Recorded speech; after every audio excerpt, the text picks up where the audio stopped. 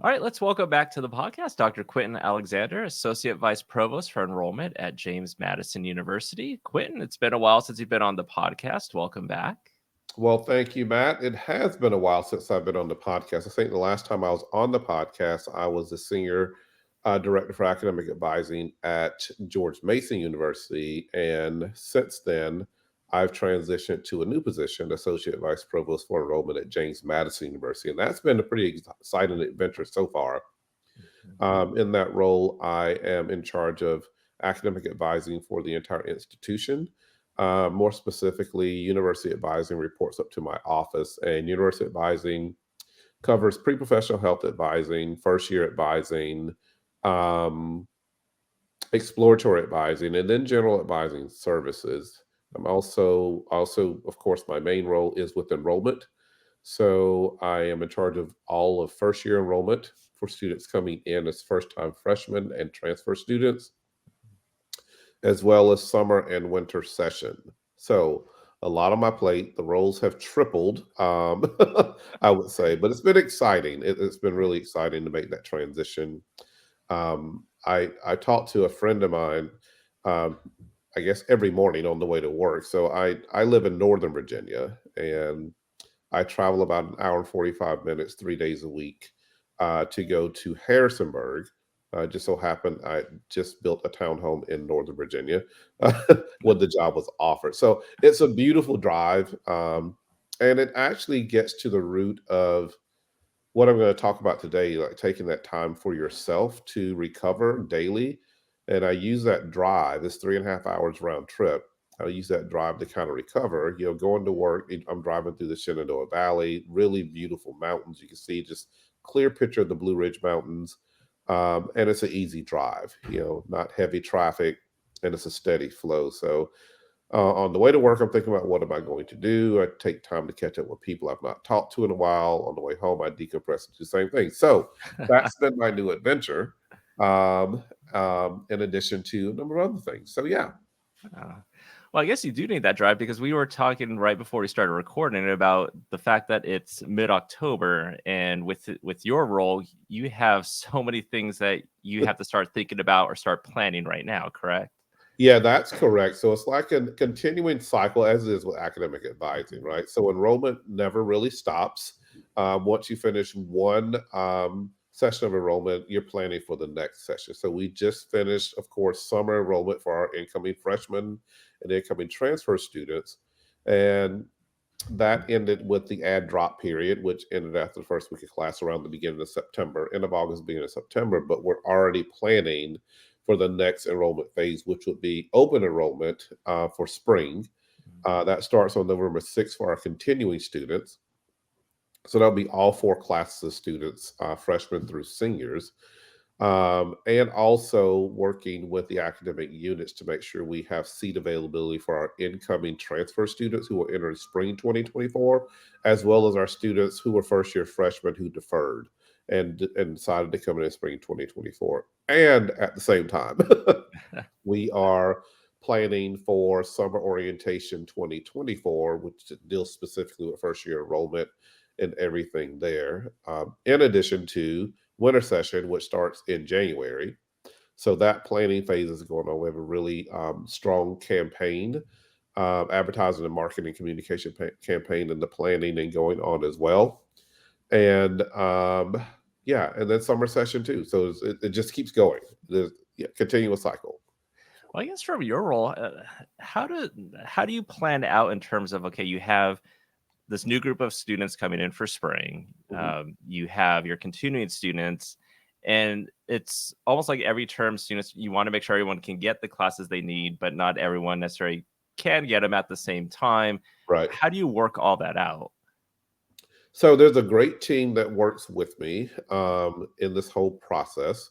We have what's called the new student enrollment group, and then we have a subcommittee of that group as well, and that involves campus partners such as our division, which is student academic success and strategic enrollment management.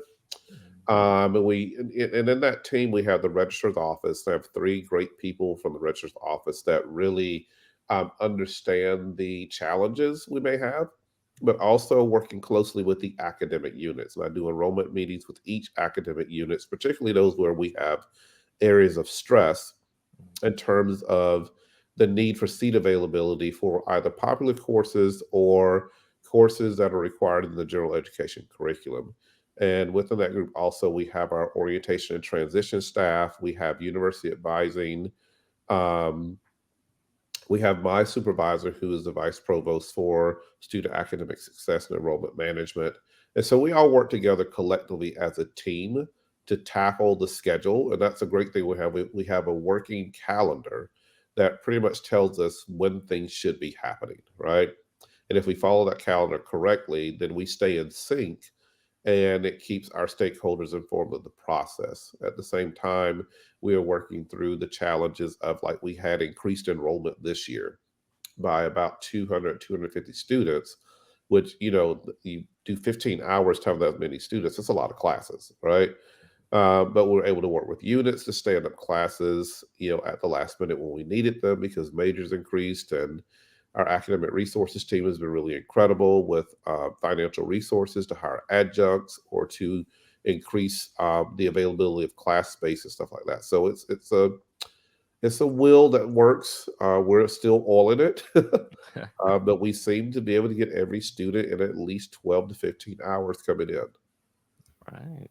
And for those that are just hearing about James Madison University, how would you describe your institution?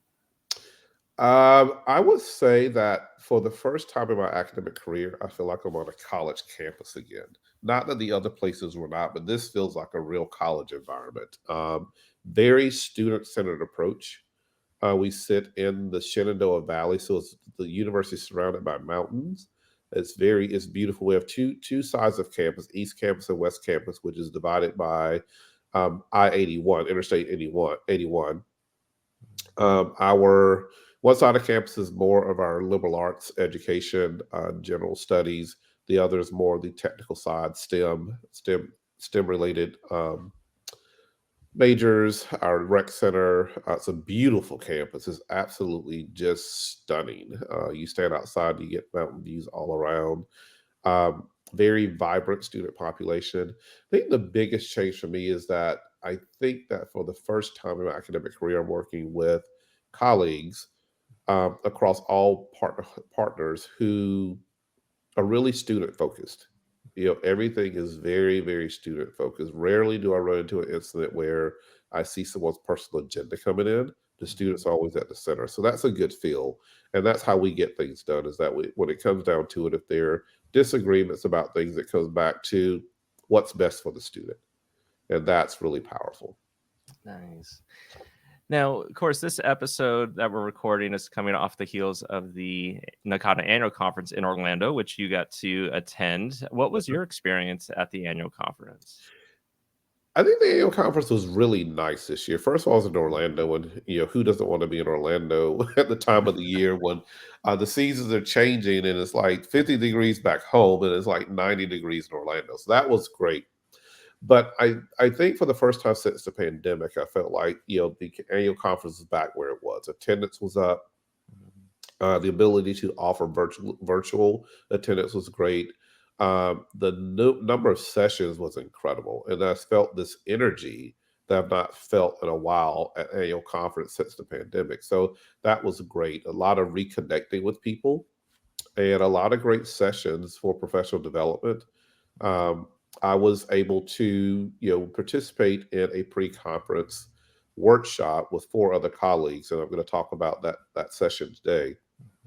And it was well attended. But I think one of the sessions that stood out to me the most because of the work I'm doing on my campus was at Arizona State University, and how they retooled their first year advising program to meet the needs of students based on student learning outcomes and several other um, strategies they put together. And to see their steady growth in retention over a 5-year period was incredible. So I got to go to that session, meet with those folks, talk with them. We're going to probably do some future consultation.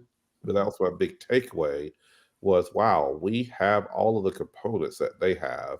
So how might we reimagine our first year advising program so that students are really doing, as we say, learning from academic advising and not just going through the motions. Yeah. So definitely you're doing what Nikata would suggest doing is let's go to sessions and what can you bring back to your institution, but also who can you meet and actually network with. Yes. Yeah, and then you were talking about a pre-conference that you did with some colleagues. Can you share a little bit more about that?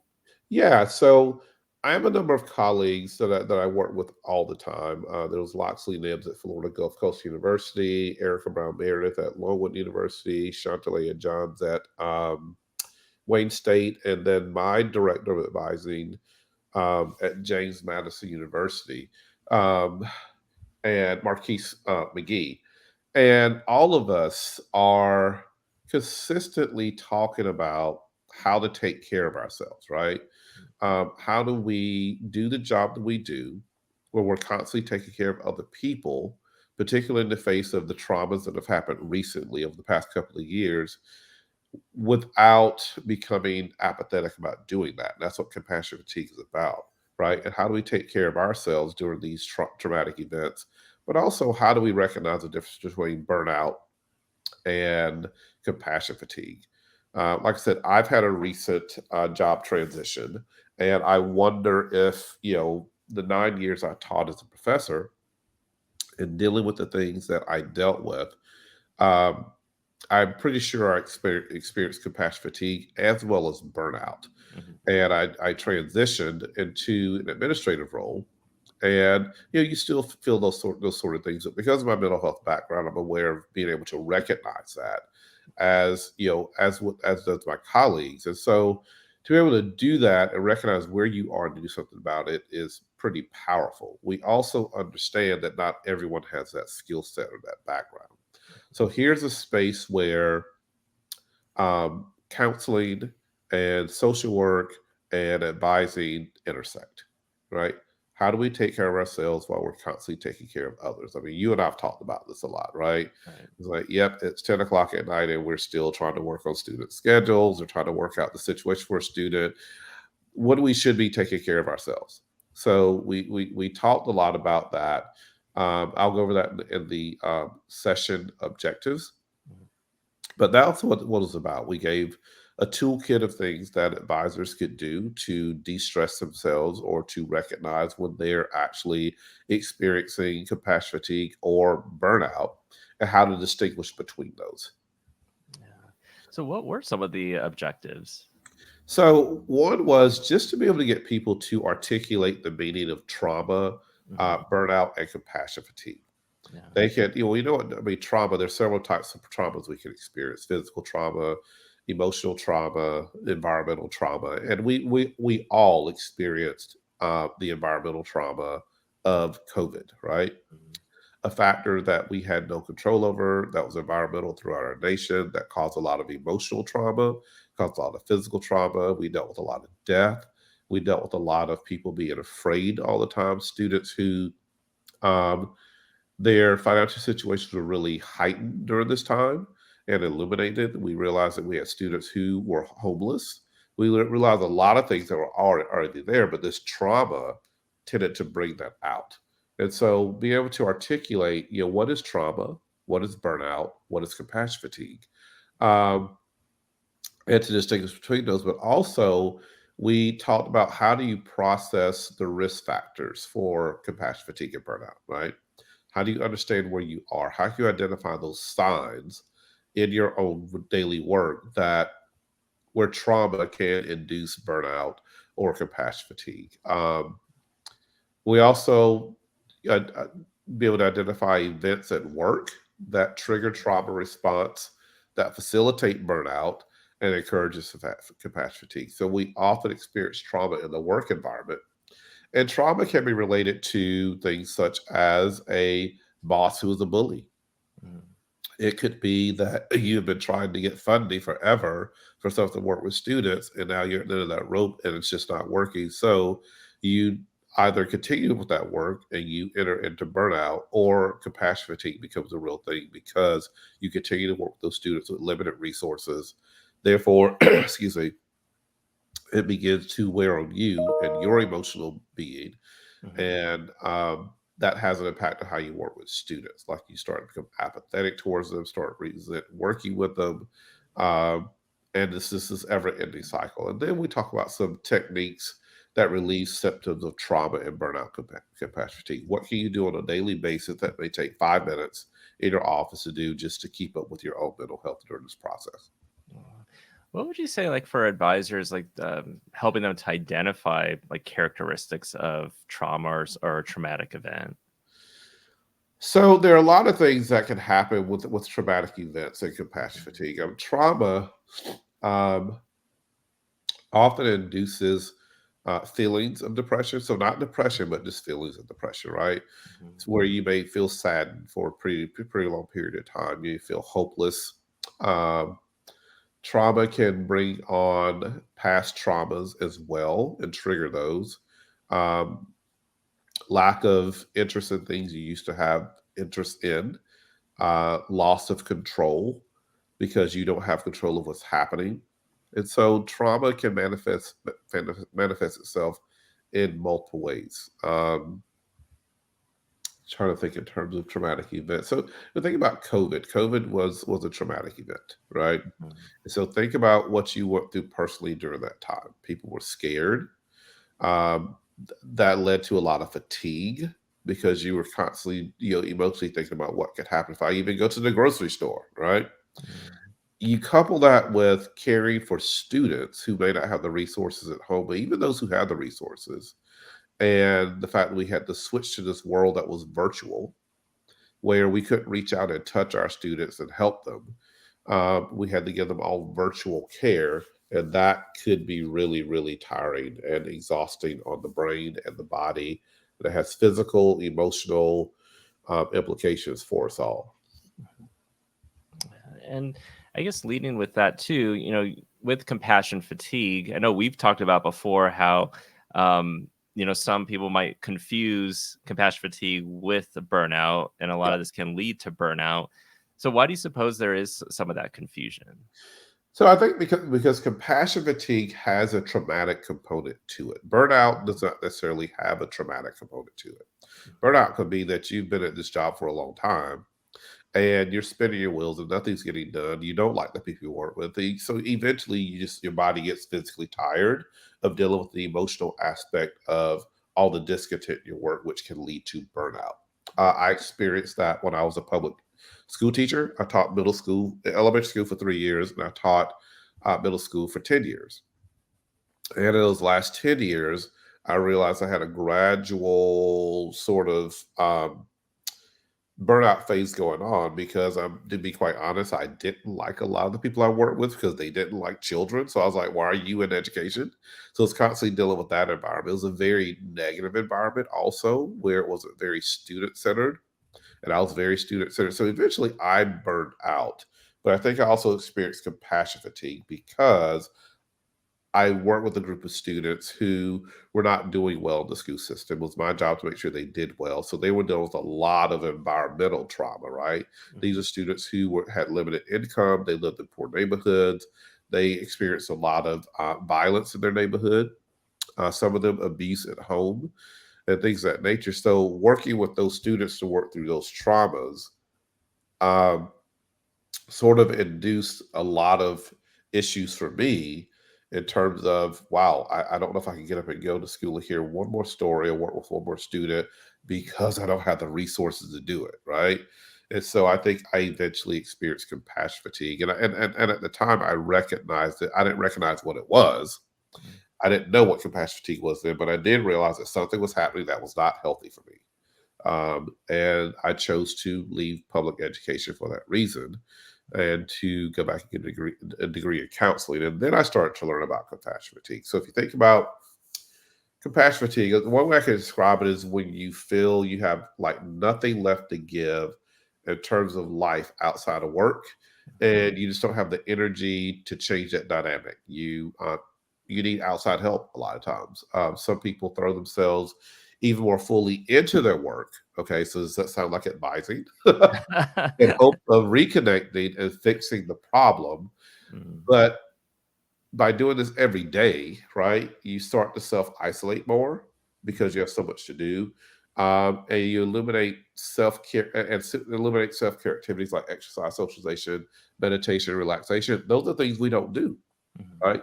Um, I know that sometimes coming into the work and home environment, and you bring your work with you because you feel like you need to get it done because you can't care of these students. Well, that has an impact on what's happening at home.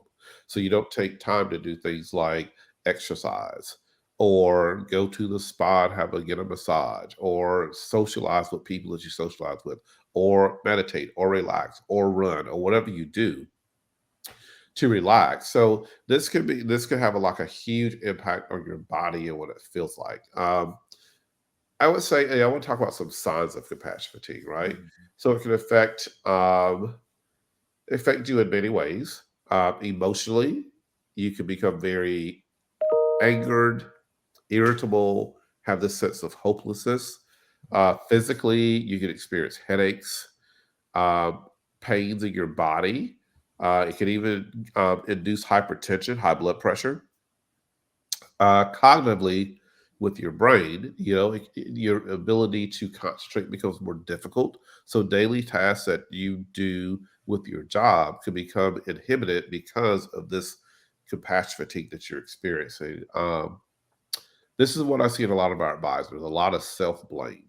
They blame themselves for something that could happen for a student because they're taking on that sort of emotional trauma that's happening with that student. And then behaviorally, unfortunately, we have some things that happen, such as substance use, substance abuse. Um, some of the things we may see at work, chronic lateness.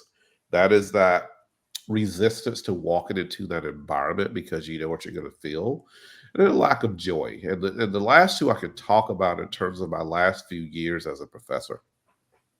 I Because I taught graduate school, I was there on campus 2 days a week, but I worked with a group of undergraduate students also. So I was there 4 days a week.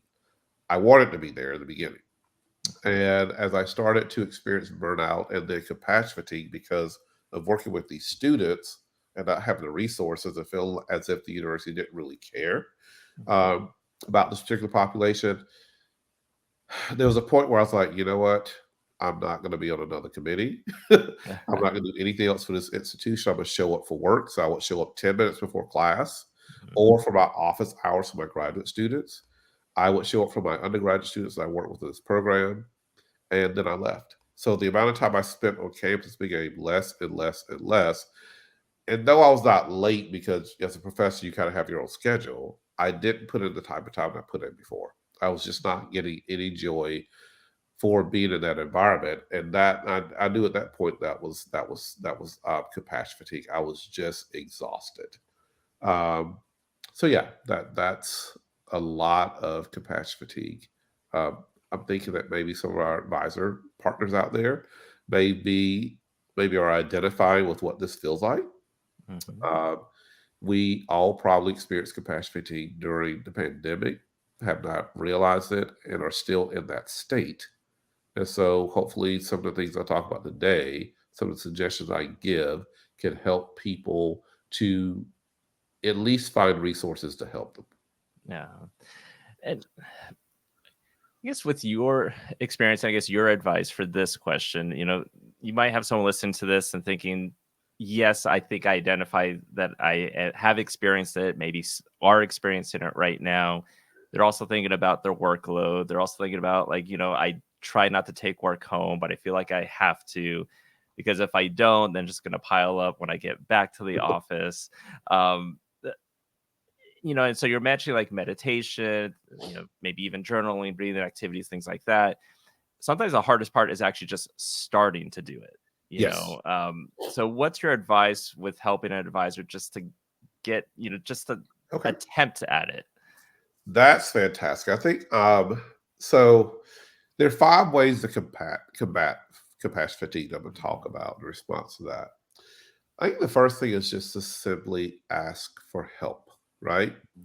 Um, as advisors, we're used to always helping. So we're not necessarily used to ask for help for ourselves. We often ask for help for our students, but everyone has a set of friends or a circle of support around them that you just talk to and say, this is the way I'm feeling. I'm not sure what this is, but I'm just exhausted. right? Those friends will often give you, those friends probably have seen it already. That's the first thing, right? So they're often going to give you some pretty good supportive advice, or they'll base things such as say, let's take a walk. For me, it's like, let's talk every morning on your way to work. Let's talk about some of things you're experiencing and let's talk through them and figure out how we can work through this together. One thing that a lot of people avoid because of the stigma in society is actually accessing counseling and therapy. It could be a great thing where you just go in and talk with someone about what you're experiencing, how it's impacting you as an individual, and how you're functioning. It doesn't mean you have any mental illness. I think a lot of people think that, oh, if you see a counselor or therapist, you have a mental illness. No, therapists and mental illness, we deal with just everyday life situations. And how do you work through those situations? It can be about how you interact with your friends. How do you do things such as take care of yourself? How do you enhance your relationship by establishing what I'm going to talk about next, which is boundaries, right? So that next thing is to establish boundaries, right? Learn how to say things such as no thanks. That's hard for us, right? Mhm. No thanks. I can't be on that committee, and this is why. Or I'm not taking on new things now, right? We could probably pull out a sheet of paper and list about 15 things that we're doing currently. Somebody comes along and this sounds really good. I want to do it. And I'm exhausted and I don't know how to say no. So I don't know how to say things such as I'm not taking on new things maybe later. Or things like that doesn't work for me right now. I've said that for committees. I will set boundaries and say, I will ask myself first of all, because as in administration or as an advisor, you're asked to be on multiple committees, right? Mhm. I step back. I think, how does this benefit me professionally? And if it benefits me professionally on a scale of 7 to 10, and I have the capacity, I'll say, yes, I'd be glad to. Mhm. If I don't, I say, I can't take that on right now, but how about next year when someone rotates off the committee? Approach me again and let's talk about it then. Right now, I just have too much on my plate. So, this establishing boundaries is really just being honest with ourselves. You can't do everything. Yeah. Um, a lot of what we don't do is practice self compassion. I think we tried to learn how to do this during the pandemic, but simple things such as writing in a journal every day. Okay, a worrying journal. Those are the best kind of worrying journals. What things are you worried about? Okay, get up in your journal. Then go back into the day and read that journal for about 5 minutes to see if those are actual really worries or if they're things that just because you're experiencing compassion fatigue or burnout, they just seem to be more exacerbated than what they actually are. Um, talk about a self-soothing kit that's grounded in the five senses, right? So, sight, sound, smell, feel, and taste, right? So, do things that are self-soothing for you. For example, um, and this may seem kind of weird that it's not self-soothing, but it is. I mean, recently we had to put down our two dogs we had for 9 and 10 years. Well, that was very emotionally draining. But what I did was we decided to put together a scrapbook of all the photos we had. So that was something I was able to do that dealt with sight. I could see the pictures. I could take care of myself. I could be emotional about it, not be emotional, and have those bounded to a book. So that's one thing I did. Listening to a relaxing playlist. Okay, and relaxing for some people may be different. Here, relaxing, go, oh, jazz or soft rock or whatever. No, on the way to work when I'm talking about it, I put on some headbanging music and just go. And it's blaring in radio or for my playlist. And when I get to campus, it's off, and I'm like, okay, ready to go. Right. So those sorts of things. Simple things in your office that don't burn your office down, but scented candles. What is a smell that smells good to you? Mhm. This time of the year is going to be the smell of things like Thanksgiving or pumpkin spice or what it smells of fall, right? Or it may be that you need smells of spring. Whatever it is that you need, lavender is a soothing smell. So those sorts of things. The smell of fresh linen in candles is a soothing smell. Um, some people will need to do things physically. So the little widgets that people play with a lot, those excuse me, those could be nice. And so things that can help you like with your sense of feel, right? Mhm. And then the last thing, and this is always my favorite, is taste, right? What things are physically tasteful to you? Is it chocolate? Mhm. Is it a latte? Is it is your favorite piece of candy? What is it that brings you back into this sort of practice of self compassion? We don't take care of ourselves a lot. Then another thing will be to engage in mindful caregiving, right? We care for these students on a daily basis. We care for our partners on a daily basis, but we don't care for ourselves. So a lot of times you have to let go of everything for, if it's just for 5 minutes, to give yourself permission to be happy for you, to be at peace, to be safe, to be filled with like this sort of loving presence. And a lot of times, because I live in an area where I'm close to the mountains, I'll just get in the car and I'll just drive through the mountains and sit there and stare and look at the mountains. Or I'll take the dog for a walk on a trail and do that. Those are all fun things. And sometimes it's just knowing what to say, right? Mhm. And it goes back to those things such as, yep, not taking on anything else, or saying to yourself, you know what, you really need to take care of yourself. Mhm. So, what sort of things are you going to do? In the mornings, I get up, always have my coffee. But there's one thing I could do. We have this nice rooftop terrace that overlooks the city, and it's very quiet up there. I never go up there during the mornings. I'm thinking, wow, I could actually do that. So that's one thing I just identified that I could do is go upstairs, wipe the dew off the furniture, and have my cup of coffee up there for 15 minutes by myself. So those are the types of things that people can do. Awesome. And yeah, and then I want to go back to the being able to say no, because a lot of times we end up feeling guilty if we say no. And I think sometimes we end up wanting to then also give a reason why we're saying no, which then leads sometimes to the other person thinking they need to try to solve that reason we gave to maybe make us say yes. And so sometimes it's okay just not even to give a reason, just say no, not at this time, but Right. maybe next year. Yeah. Yeah. I think we have to give ourselves permission to do that. Yeah. Um, and a lot of times it is, one of the questions that came to us in the actual presentation was, well, what if you don't feel like you're in a position to say no, like you're a new employee? Mm, Um, your boss has been on you to do these things. That's where you can find a mentor or an advocate on your campus, right? mhm, Who do you go to who's a senior staff member that can help give you some support, right? They may actually know your supervisor, or mhm, they may have been in that situation themselves before and they can give you advice. But reaching out and using the resources that are right there at your fingertips. And it doesn't necessarily always have to be someone in your office. It can be someone that you just met during your orientation onboarding on campus. That's who I go to right now. I mean, my mhm, boss is fantastic. I go to him about a lot of things, but there was one professor, or he's an associate provost also, that I go to all the time and talk to about things. Because he was the first one that came up and introduced themselves. We found out we had some things in common. And it mhm, was pretty cool. So I was like, hey, I just think about this. And he goes, yeah, you maybe not. You tell them no. And so I get that permission to say no. And he will tell me how to navigate saying no to that person because he mhm. has that institutional history, right? Yeah. So a lot of times it's accessing your resources that are around you to help you to resist saying yes all the time. Well, excellent advice, Quentin. But we are at time. I wish we could Oh, talk longer. I think we'll yeah. have to have you on in future episodes, of course. But Quentin, I appreciate you doing this, especially coming off the heels of the annual conference. You got a lot going on at your institution with your role, but I always appreciate you taking time for me, especially for the podcast. Well, thank you. And I hope that anyone listening to this has gotten something out of it. And then of course, I don't know how you would do this on the actual podcast, but they can always contact me for resources. And we can work that out later. But yeah, thank you for having me. It's been 2 years, I think, 2 or 3 years since I've been on the podcast. Yes, So it's great to be back. And hopefully we can do some additional episodes on this. absolutely.